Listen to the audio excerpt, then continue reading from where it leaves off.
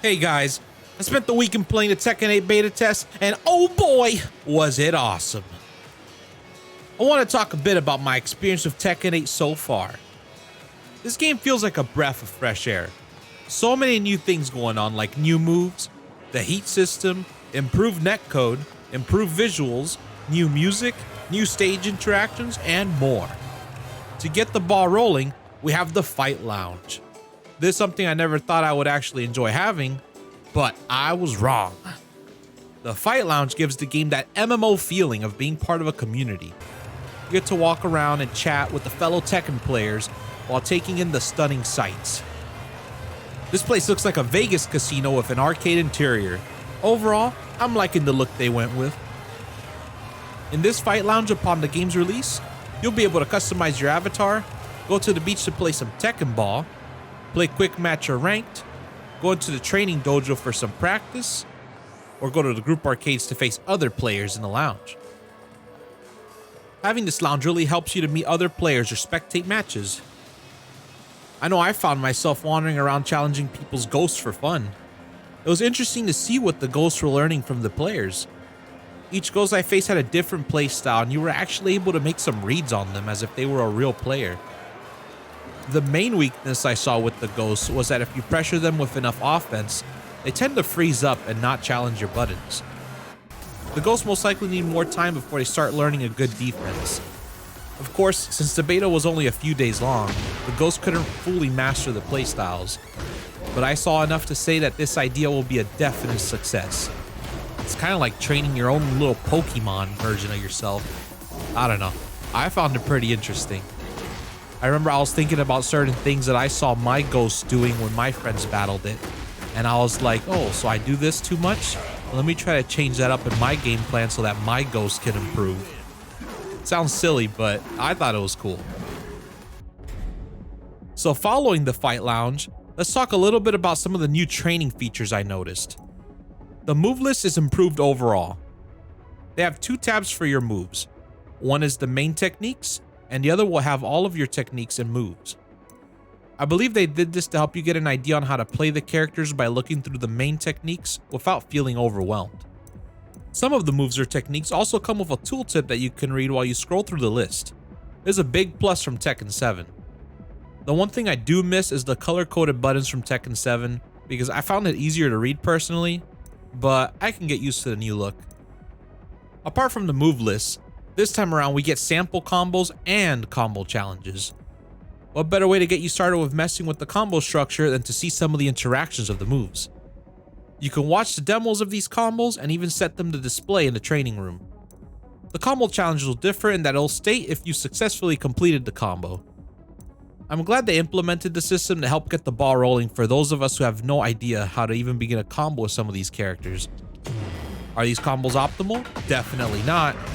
Will they help some players? I think so. Now for the big one, the gameplay. How does the new gameplay feel? How does it compare to Tekken 7? Is the game harder or easier to play? What does the heat system do? Let's start off with how the gameplay feels. With the improved netcode, my games ran smoothly. I played loads of matches and only had one laggy connection. I know it wasn't the same experience for all the testers though. Just to clarify, I was playing on PC and had my rollback settings to standard. That's another thing too. You can change your rollback settings to prioritize fluidity, meaning make the game look visually smoother, or prioritize response to improve input responsiveness. The gameplay also feels more aggressive, so their goal was for sure achieved. Forward movement feels better to me, so it's easier to get in. Power crushes feel quite powerful now. I find myself using them much more than ever before to get out of situations or just steal turns. But it may just be because it's a king thing, I'm not sure. Grabs also feel much better than in Tekken 7. You can get counter hit grabs that are unbreakable. Crouch throws are unbreakable as well. Then we have the improved tracking on all throws too. I feel like you can use them as a tracking move as long as you think your opponent won't commit to a sidestep into crouch. It's nice to be able to use the generic throws more. In Tekken 7, they felt like they had very little purpose. It made me sad as a grappler main. Not that gameplay is more aggressive.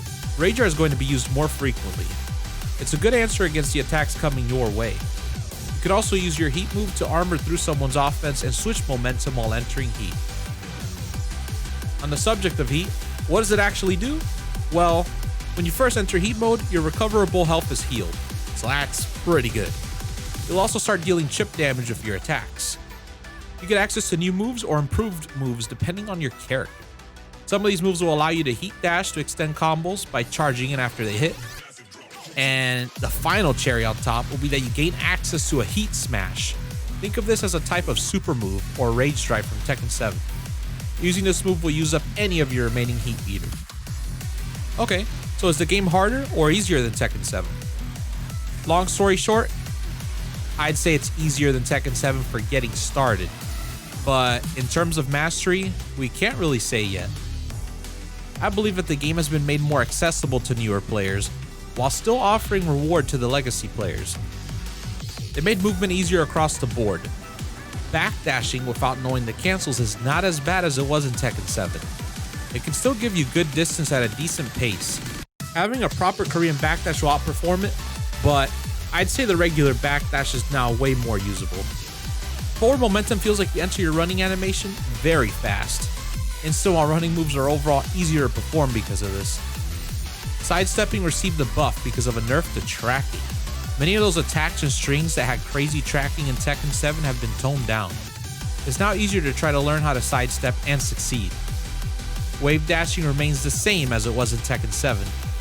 With the easier access to learning to move in Tekken 8, I think this will form a foundation for new players to pick up the game and begin to learn matchups and their own character faster. The improved move list will help with this as well. And we can't forget about the training dojo, which will have more features when the game releases. To finish things off, I can say I'm happy. Tekken 8 is shaping up to be my favorite fighting game to play. In my opinion, I believe the game still needs more balancing, but it'll come with time. I missed the beta already and can't wait to experience the launch with all of you guys. Thank you for hanging out with me today and hearing my rambles of Tekken 8. If you liked the video, be sure to leave a like and share it with your friends. Also, if you enjoy fighting game content, be sure to subscribe. As always, thank you for watching and continue to improve.